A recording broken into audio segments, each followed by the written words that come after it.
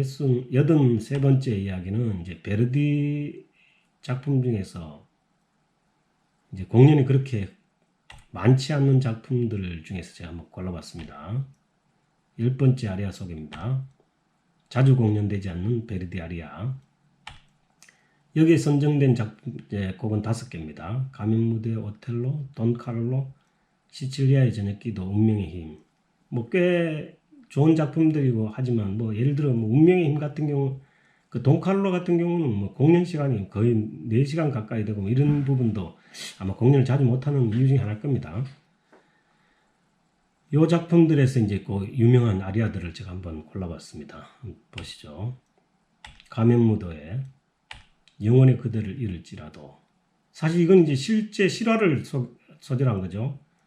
왕이 자기 가장 신임하는 부하의 직원에 이제 부하 직원이 아니고 부하의 그 부인을 지금 사랑하는 아주 웃기는 이제 슬픈 얘기입니다. 결국 근데 왕이 사실은 이제 그 사랑을 포기하죠. 뭐 그런 갈등 속에서 부르는 아리아라고 보시면 됩니다. 2016 미넨 극장에서 표트르 베찰라가 부른 겁니다. 결국 이제 근데 그 부하는 이제 그 국왕을 암살시키고자 하는 무리에 이제 꿰매에 빠졌다 그래야 되나요? 그렇게 결국 왕을 죽이게 됩니다. 들어보시죠.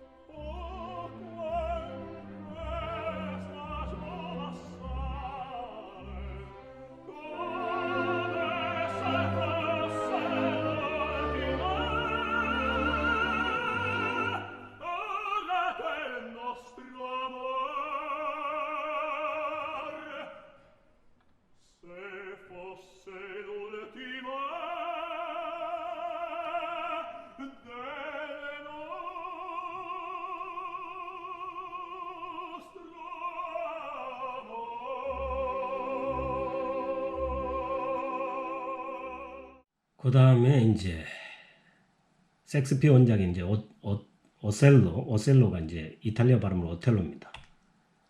오텔로에 나오는 이제 버들의 노래입니다. 참 이것도 이제 기가 막힌 얘기죠. 2008년 짤츠부르크 페스티벌 이제 작품이고요. 이 이아고라는 이제 아주 그 오텔로는 이제 그 원작에서 이제 그 무어인입니다. 무어인은 이제 아프리카 출신이라는 얘기죠.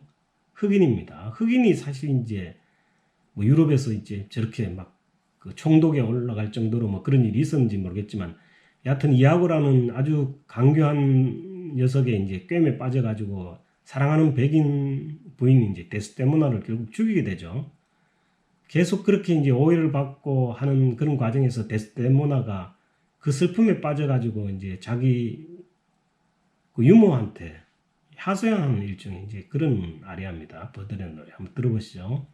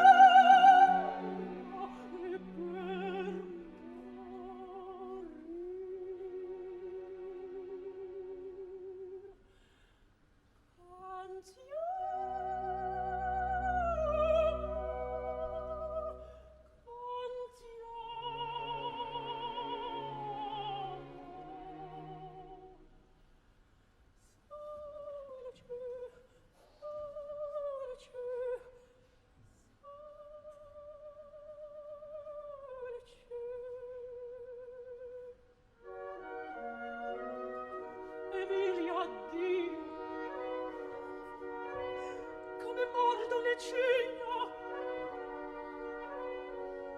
e presagio di pianto.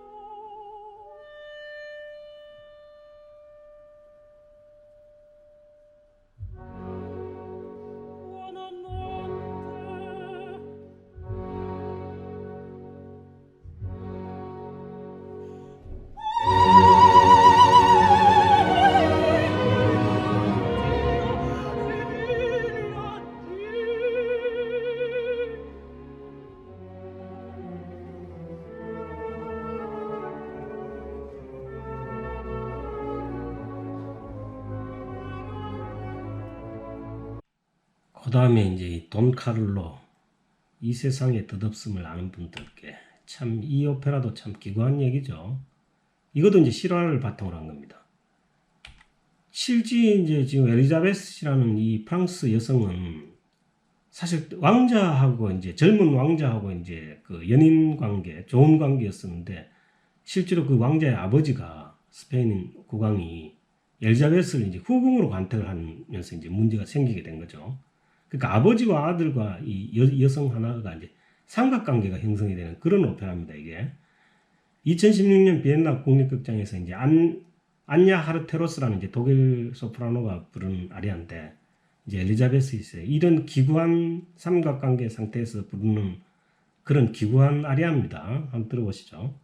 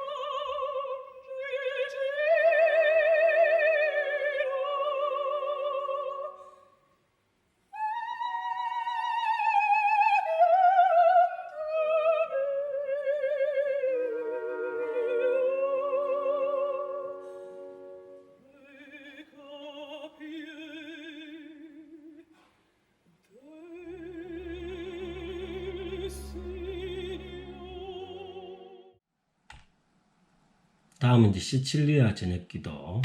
이것도 이제 역사적으로 이제 실화를 바탕으로 한 베르디 아리아입니다. 베르디 오페라인데, 이 시칠리아가 과거에 이제 프랑스의 이제 식민지였었습니다.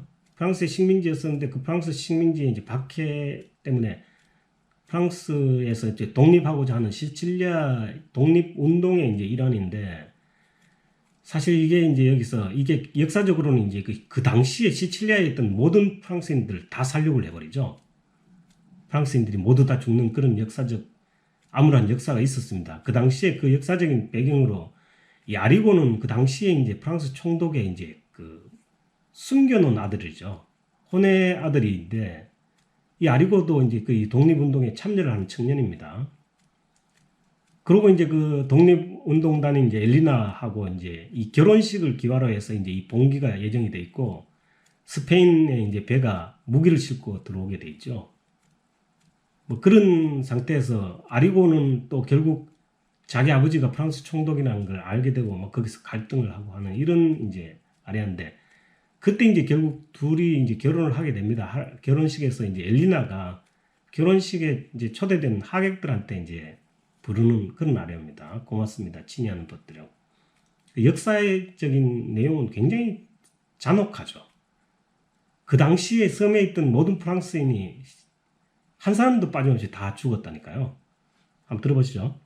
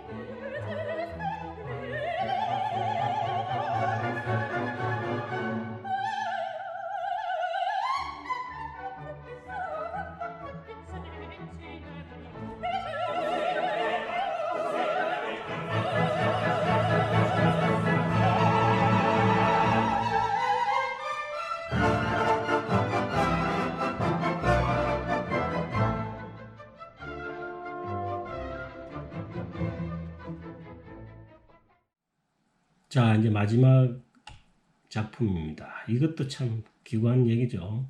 운명의 힘이라는. 이것도 참 아주 웃기는 무거운 소재입니다.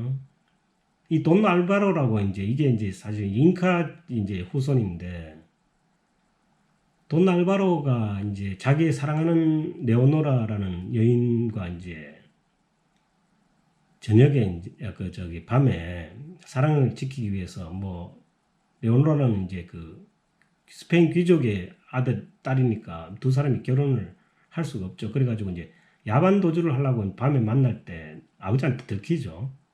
그래 결국 뭐 실수죠. 뭐 일부러 죽인 건 아니고 돈 알바로가 결국은 레오노라의 아버지를 죽입니다.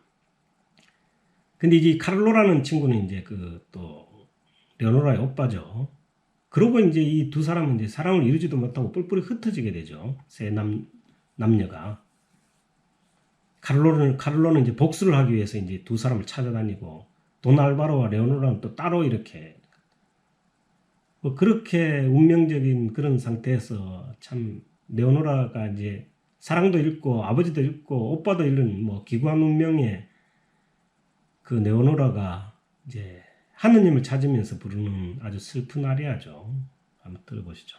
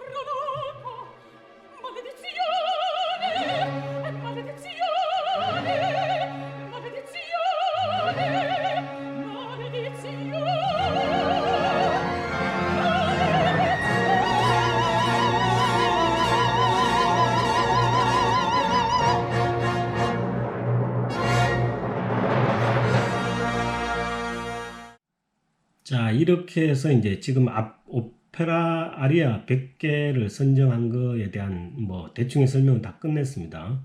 제가 이제 설명을 안 드리는 아리아는 이제 주로 최근에 제가 이제 설명을 드렸던 아리아라서 이제 제가 따로 스킵을 한 거고요.